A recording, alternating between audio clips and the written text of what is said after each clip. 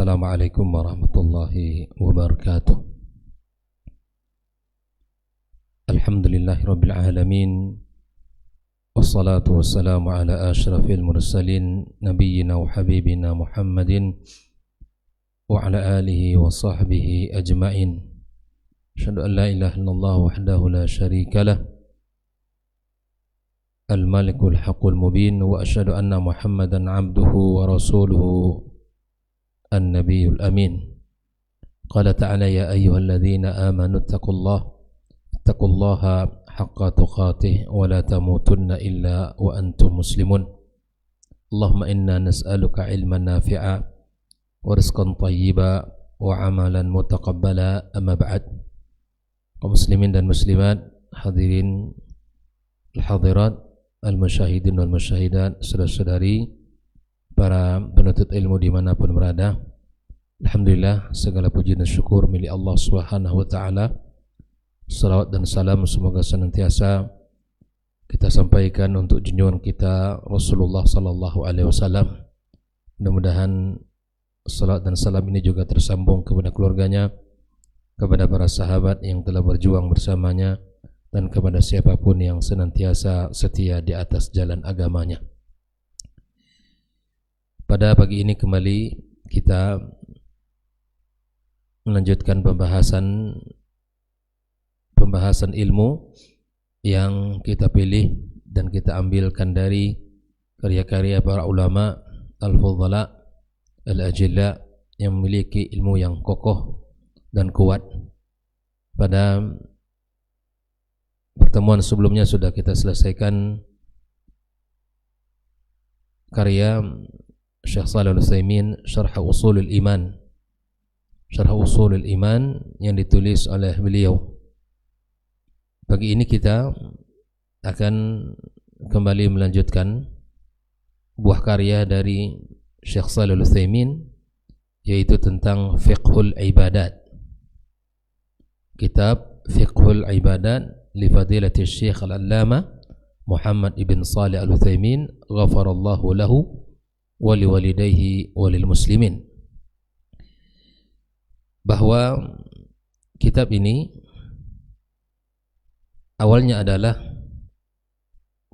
pertanyaan-pertanyaan yang diajukan kepada beliau dalam satu program Al-Idha' tentang Fiqhul Ibadat, program yang disiarkan melalui radio. Ya, wa kana alladhi kana yubathu atau yabuthu min iza'atil Qur'anil Karim bil Mamlakatil Arabiyatis Saudiyah. Jadi di program radio itu ada sebuah program yang diberikan kepadanya tentang fikih ibadat, itu disiarkan di kerajaan Arab Saudi. Maka kemudian pertanyaan-pertanyaan itu dijadikan sebuah buku agar lebih luas faedahnya, dan akhirnya buku itu dicetak dan insyaallah kita akan membacanya. Walaupun judulnya Fiqhul Ibadat, tapi di dalamnya banyak perkara-perkara di dalam agama ini. Di antaranya tentang akidah, kemudian di dalamnya juga terdapat tentang akidah itu sendiri, ya, tentang berbagai macam ibadah-ibadah yang bukan hanya sifatnya dari salat, kemudian puasa, zakat, berhaji, tidak, tetapi seluruh syariat ini, terutama dalam bidang akidah, itu ditulis dan dikumpulkan di dalam kitab ini. Mudah-mudahan kitab ini menjadi amal jariyah bagi Syekh Shalih Al-Utsaimin. Semoga Allah Subhanahu wa ta'ala, ya, ilmu yang beliau sampaikan tentu ilmu yang bermanfaat, dan semoga Allah Subhanahu wa ta'ala menjadikan amal beliau ini bermanfaat dan diberikan kepadanya pahala yang berlipat.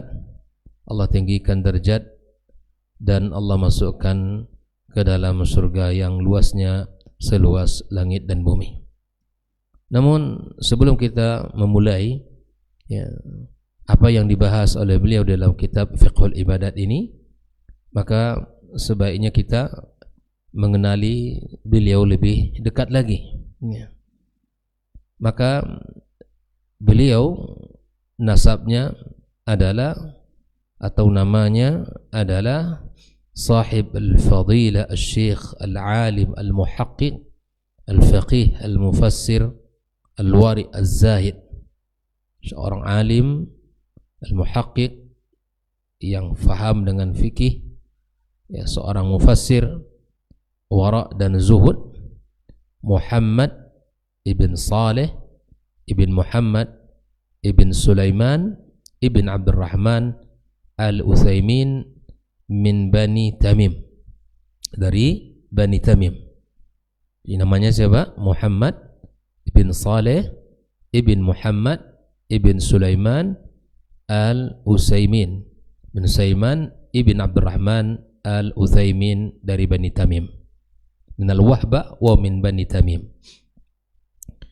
Yang masyhur disebut dengan Syekh Saleh Al-Utsaimin atau disebut dengan Syekh Al-Utsaimin, ma'ruf dengan penyebutan Al-Utsaimin sudah maksudnya pasti Muhammad ibn Saleh Al-Utsaimin. Beliau lahir pada malam 27 dari bulan Ramadan pada tahun 1347 Hijriah di kota Unaiza. Di kota Unaiza, salah satu muhafadzat atau provinsi di Qasim ya, di Saudi Arabia. Nah, bagaimana perjalanan beliau menuntut ilmu? Ini sungguh luar biasa.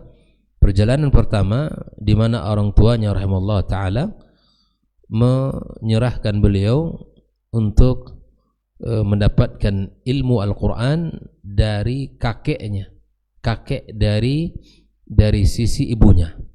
Jadi subhanallah, ayahnya memilih guru Al-Qurannya kakek dari ibunya, yaitu Syekh Abdurrahman ibn Sulaiman Ad-Damiq rahimallahu ta'ala rahmatan wasi'ah.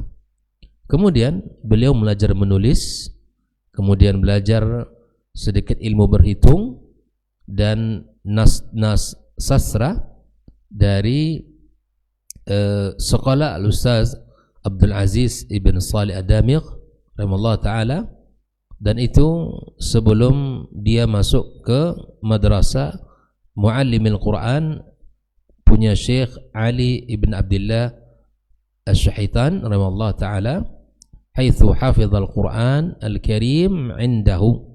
Jadi beliau hafal Al-Quran di madrasah Muallimil Quran ini. Beliau hafal Al-Quran sebelum usia 14 tahun. Dia sudah selesai Al-Quran sebelum usia 14 tahun. Kemudian atas bimbingan orang tuanya juga beliau mulai menuntut ilmu syar'i, belajar ilmu syar'i, dan yang menjadi gurunya adalah Fadilatul Syekh Al-Allamah Abdurrahman ibn Nasir As-Sa'di, yang sering disebut dengan Syekh As-Sa'di rahimallahu ta'ala rahmatan wasi'ah. Dari beliaulah belajar banyak ilmu syar'i ya. Seperti apa? Karena beliau ini seorang ulama yang luar biasa yang mengajar ilmu syar'i, yang kemudian mengajarkan banyak disiplin-disiplin ilmu di Jami' Al-Kabir Al-Unaizah. Nah, lalu kemudian Syekh Shalih Al-Utsaimin bergabung kepada halaqah Syekh Muhammad ibn Abdul Aziz Al-Mutawwi' rahimahullah ta'ala. Kemudian beliau belajar fit tauhid, fikih, nahu, dan lain sebagainya. Syekh Shalih Al-Utsaimin melanjutkan belajarnya bersama Syekh Abdurrahman As-Sa'di dan belajar dari beliau banyak ilmu seperti tafsir, hadis, sirah nabawiyah, kemudian tauhid, fikih, usul, ilmu faraid, nahwu, dan bahkan beliau hafal mukhtasarat al-mutun, mutun-mutun yang singkat dalam bidang-bidang ilmu tadi. Nah, di dalam Islam sangat dianjurkan untuk menghafal matan-matan ilmu, karena para ulama mengatakan man hafizal mutun hadzal funun, yang menghafal matan-matan ilmu maka dia akan menguasai ilmu tersebut. Jadi dulu para ulama kalau ingin menjadi alim dalam bidang sebuah ilmu, maka dia menghafal matan-matannya. Ya, matan-matan ilmu itu ada, masing-masing matan itu telah ditulis, masing-masing ilmu itu telah ditulis oleh para ulama, ya, matan-matannya. Wa yu'addu fadilatu Syekh Al-Alama Abdul Rahman As-Sa'di rahimahullah taala huwa syaikhuhul awwal. Ya, bahwa Syekh Abdul Rahman As-Sa'di dijadikan sebagai gurunya, syekhnya yang pertama, karena mengambil ilmu darinya, ya, aktsar mimma akhda min ghairi. Ya, lebih banyak dia belajar tentang ilmu-ilmu tadi dari yang lain. Maka kemudian dia dianggap sebagai syekhul awal. Dan Syekh Shalih Al-Utsaimin sangat terpengaruh dengan metode beliau, ya, di dalam belajar dan menuntut ilmu, dan bahkan di dalam mengajar sekaligus. Dan biasa murid itu akan meniru guru. Ya, wa qad ta'athara bi manhajihi wa ta'silihi wa tariqati tadrisihi wa ittiba'ihi lid-dalil. Ya, sangat berpengaruh seorang guru pada dirinya di dalam metode belajar dan menuntut ilmu, bahkan dalam metode mengajar serta mengikuti dalil seperti apa dan mengambil istinbat dari hukum dari dalil tersebut seperti apa. Nah, ketika Syekh Abdurrahman ibn Ali ibn Audan rahimahullah ta'ala menjadi qadi di Unaizah, qara alaihi fi ilmi al-fara'id. Maka dia membaca ilmu faraid kama qara ala Syekh Abdul Razak Afifi rahimahullah ta'ala fi an-nahwi wal balagha asna wujudihi mudarrisan fi tilka al-Madinah. Nah, ketika dibuka ma'had ilmi di Riyadh, asyara alaihi ba'du ikhwanihi ay yaltahiqa bihi, fasta'zana Syekh al-Allama Abdul Rahman As-Sa'di waltahaqa bil ma'had al-ilmi.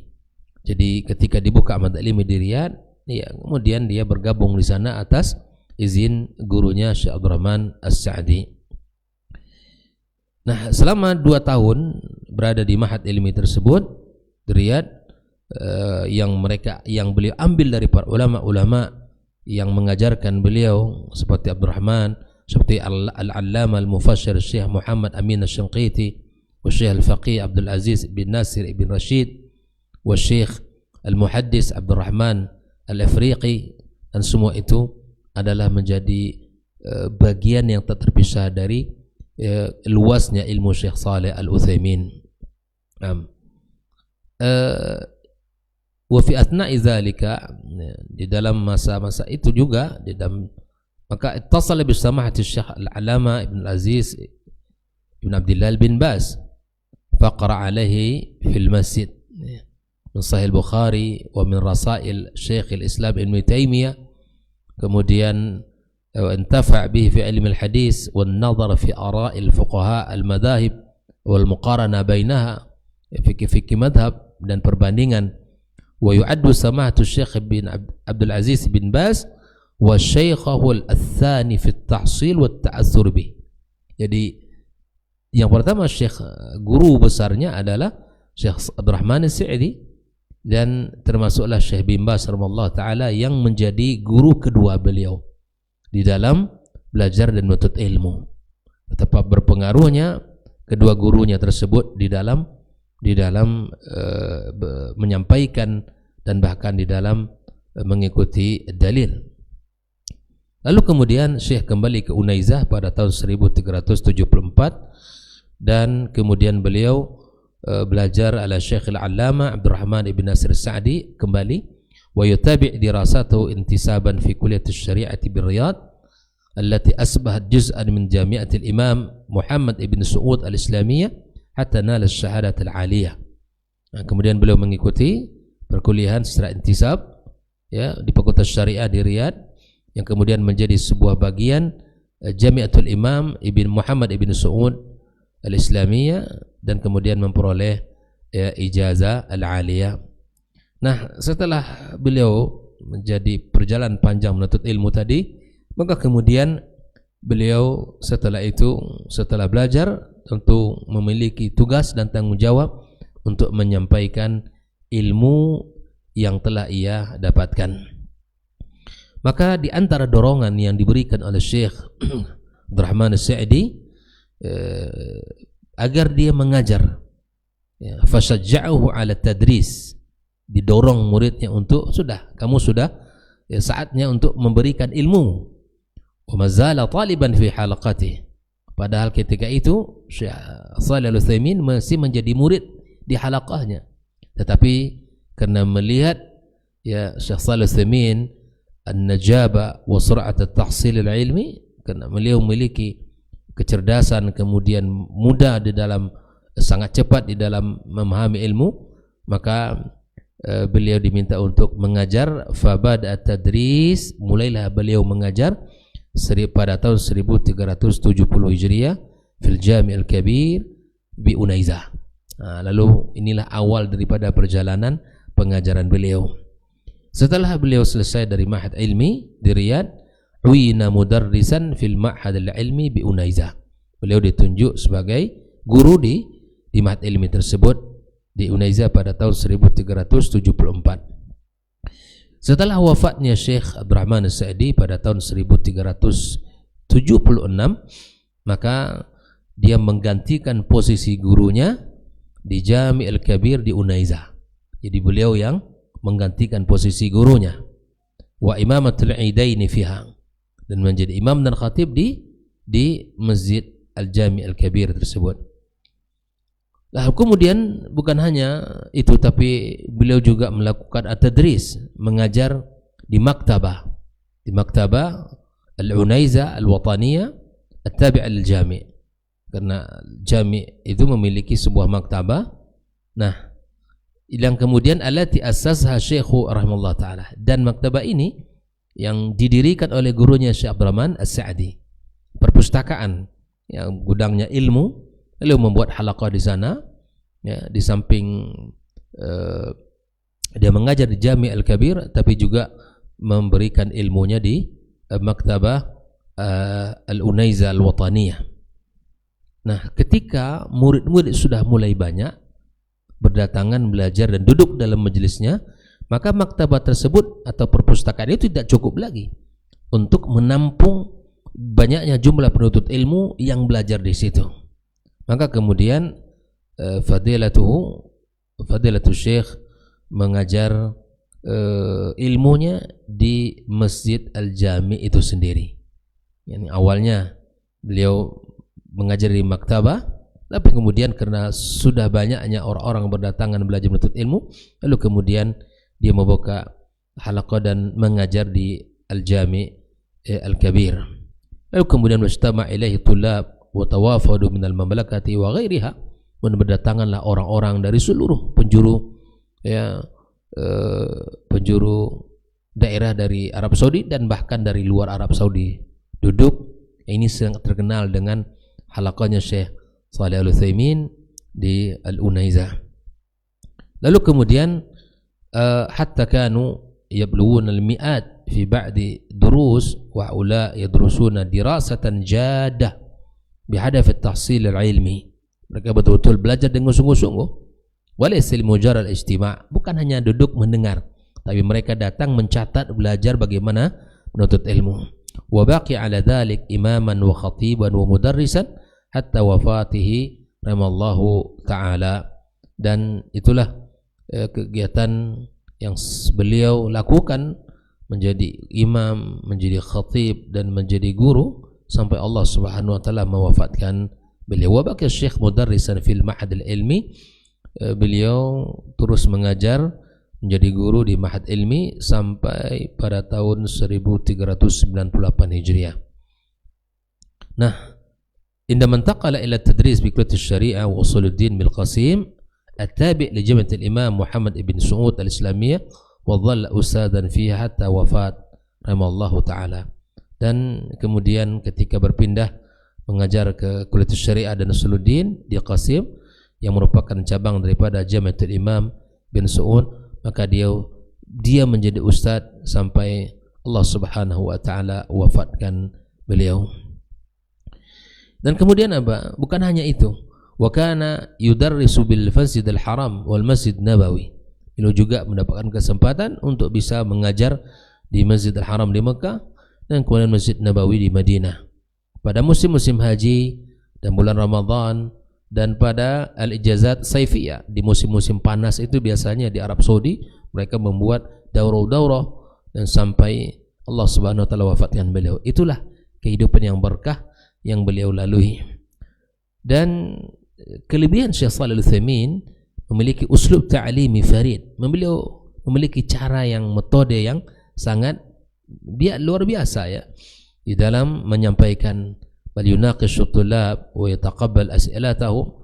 Ya, beliau bukan hanya mengajar tapi berdiskusi, berdialog dengan murid-muridnya, kemudian menerima pertanyaan-pertanyaan mereka ya, dan menyampaikan ilmu pelajaran muhadharah dengan semangat yang sangat tinggi ya, dan dengan cara yang luar biasa.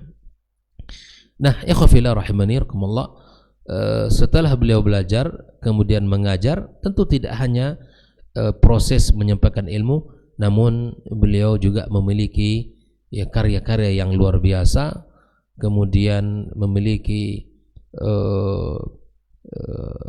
fatwa-fatwa, kemudian al-mu'allafat yang memiliki dari sisi ta'sil yang sangat tinggi. Kalau kita lihat ya sangat luar banyak sekali karya-karya beliau, di antaranya mu'allafat, rasail, durus, muhadharat yang beliau sampaikan, khutbah, fatwa, pertemuan. Maka kemudian semua yang beliau sampaikan dan semua yang beliau ajarkan dalam karya ini semua dicetak, dilahirkan melalui muassasah Syekh Muhammad ibn Shalih Al-Utsaimin Al-Khairiyah. Ini dengan izin Allah dan taufiknya mereka fokus di dalam melahirkan karya-karya tersebut yang diambil dari apa yang disampaikan oleh Syekh Shalih Al-Utsaimin. Nah, pekerjaan dan karya-karya beliau sangat banyak ya. Kalau kita baca satu persatu tentu memiliki waktu yang tidak cukup untuk kita menyampaikan. Namun saya akan bacakan beberapa poin saja tentang amal-amalnya. Semoga ini tidak termasuk qillatul adab dengan beliau, tapi dengan guru kita Syekh Shalih Al-Utsaimin banyak amal dan pekerjaan yang beliau lakukan. Di antaranya udwan fi hay'ati kibaril ulama fi Mamlakatil Arabiyyah As-Saudiyah. Ya, beliau adalah anggota di dewan ulama seniornya di kerajaan Arab Saudi pada tahun 1407 Hijriah sampai beliau wafat ya. Kemudian udwan fil majlisil ilmi bi Jamiatil Imam Muhammad ibn Saud Al-Islamiyah fil amaini ad-darisaini ya, pada tahun 1398 sampai 1400 beliau menjadi anggota di majelis ilmi di Jamiatul Imam Muhammad ibn Saud Al-Islamiyah. Udwan fi majlis Kuliah Syariah wa Usuluddin. Beliau juga anggota di majelis Kuliah Syariah dan Usuluddin. Far' Jamiatul Imam Muhammad bin Saud, cabang daripada Jamiatul Imam Muhammad ibn Saud di Qasim. Wa ra'isan li qism al-aqidah fiha. Beliau sempat menjadi ya ketua jurusan di Qasim Aqidah. Kemudian beliau juga udwan fi lajnati taw'iyati fi musim al-hajj, dan juga anggota di lajnah penyuluhan ya musim-musim haji sampai beliau wafat. Bahkan bihaitsu kan yulqi durusan wa muhadarat fi Makkah wal masyair wa yufti fil masail wal ahkam asy-syar'iyyah. Beliau menyampaikan muhadarahnya di musim-musim haji di Mekah dan di masyair sampai Allah Subhanahu wa taala wafatkan beliau. Nah, sungguh sangat banyak juhud ilmiahnya yang beliau lakukan. Nah, oleh karenanya itu, karena banyaknya ilmu yang telah diajarkan dan memiliki metode yang sangat luar biasa, maka beliau memperoleh ya penghargaan dari Malik Faisal Al-Alamiyah li khidmatil Islam beliau mendapatkan penghargaan dari Raja Faisal, ya, Jaizatul Malik Faisal, karena khidmat beliau terhadap Islam. Nah, alasan mereka memilih Syekh Shalih Utsaimin, satu, karena beliau memiliki akhlaknya para ulama, wara, memiliki lapang dada, menyampaikan kebenaran, ya, tanpa keraguan, banyaknya ilmu yang diajarkan dan banyaknya karya-karyanya. Yang kedua, ya, banyaknya manfaat yang didapat oleh kaum muslimin dari ilmu. Yang ketiga, beliau menyampaikan muhadarat dan kajian-kajiannya di wilayah-wilayah Arab Saudi yang sangat, ya, fi mukhtalif manatikil mamlakah. Kemudian beliau ikut serta pada kegiatan muktamar Islam dan lain sebagainya. Yang kemudian yang kelima, beliau memiliki uslub yang sangat luar biasa, yang berbeda di dalam berdakwah kepada Allah Azza wa Jalla dengan hikmah, mau'izatul hasanah, dan beliau menyampaikan permisalan-permisalan yang hidup dan menganhaj as-salafus salih, baik secara fikrah maupun secara akhlak. Nah, ini alasan di mana beliau mendapatkan penghargaan dari Jaizatul Malik Faisal Al-Alamiyah li Khidmatil Islam pada tahun 1414 Hijriah. Ikhwafillah rahimani wa rahimakumullah. Nah, keturunan beliau, anak beliau itu ada 5 orang laki-laki dan 3 orang perempuan. Di antara anaknya laki-laki itu Abdullah, Abdurrahman, Ibrahim, Abdul Aziz, dan Abdul Rahim. Nah, beliau wafat di kota Jeddah sebelum maghrib pada hari Rabu, ya, pada hari Rabu 15 dari bulan Syawal 1421. Beliau wafat di kota Jeddah sebelum maghrib pada hari Rabu, ya, 15 Syawal pada tahun 1421 Hijriah, dan disolatkan di Masjidil Haram, ya, di Mekah setelah salat Asar, dan kemudian diikuti jenazahnya oleh ribuan kaum muslimin, ya, para orang yang salat di yang mengikuti menyolatkan beliau di Masjidil Haram, dan dikuburkan di perkuburan Al-Adal di kota Mekah. Jadi ada Al-Ma'la, ada Al-Adal di kota Mekah. Nah, setelah salat Jumat pada hari berikutnya dilaksanakan salat ghaib, ya, di seluruh kota-kota Arab Saudi, karena seorang ulama, al-alim, al-rabbani, al-mufaqih, al-mufassir, al-zahid, al-wara', semua akhlak ulama ada pada dirinya. Rahimallahu syekhuna wa syekhana rahmatal abrar. Semoga Allah Subhanahu wa taala merahmati Syekh Shalih Utsaimin, ya, dengan rahmat yang luas. Wa askanahu fasihata jannatihi, Allah tempatkan dia di tempat surganya yang luas. Wa manna alaihi bimaghfiratihi wa ridwani, Allah limpahkan padanya, ya, ampunan dan ridhanya. Wa jazahu amma qaddama lil islami wal muslimin khairal jaza. Nah, semoga Allah Subhanahu wa taala memberikan balasan kepadanya, ya, pahala yang besar atas kebaikan yang telah beliau berikan kepada umat Islam dengan balasan yang sempurna. Nah, ini sekilas tentang biografi beliau, dan tentu masih banyak yang mesti kita pelajari dari diri beliau dan dari akhlaknya, dari sifat-sifatnya, juhudnya, semangatnya, akhlaknya, ilmunya, dan sungguh sangat banyak, ya, kebaikan yang telah beliau tinggalkan.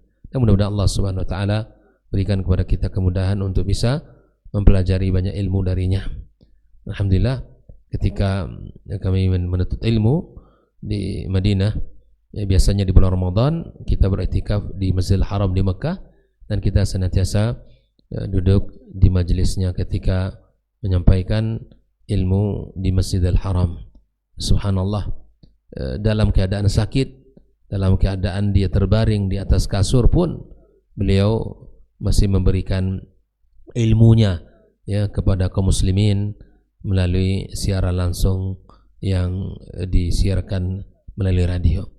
Jadi subhanallah, beliau di saat-saat di akhir-akhir usia di bulan Ramadan, beliau masih menyampaikan ya ilmunya walaupun sudah terbaring, tidak pernah berhenti dan tidak pernah ya merasa sudah cukup di dalam menyampaikan ilmu.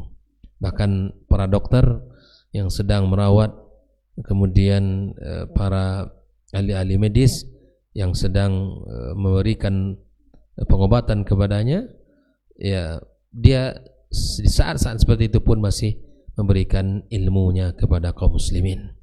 Dan subhanallah, sungguh sangat besar pengaruh dari ilmunya terhadap generasi-generasi anak muda. Bukan hanya orang-orang Arab Saudi, tapi betapa banyak dan luasnya jangkauan ilmu beliau karena berdatangan ya seluruh generasi-generasi muda, para penuntut ilmu dari penjuru dunia duduk talaki bersamanya di Unaiza, di Al-Jami' Al-Kabir. Dan dulu masih bisa orang mengambil visa untuk menjadi murid beliau. Saya kenal beberapa teman yang Masya Allah tabarakallah duduk di majlis Syekh Shalih Al-Utsaimin dan menjadi muridnya di sana, bertalaki kepada Syekh Shalih Al-Utsaimin, banyak ilmu dan banyak ya adab yang telah mereka dapatkan.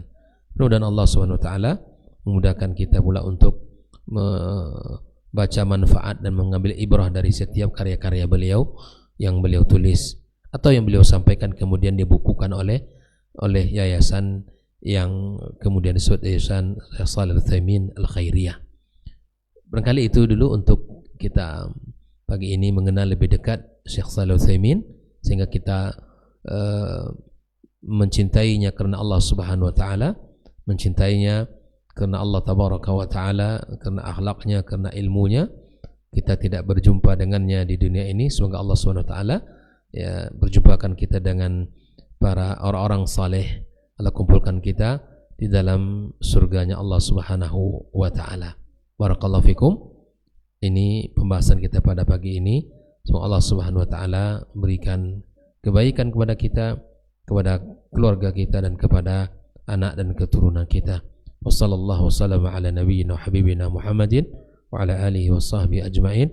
Wassalamualaikum warahmatullahi wabarakatuh.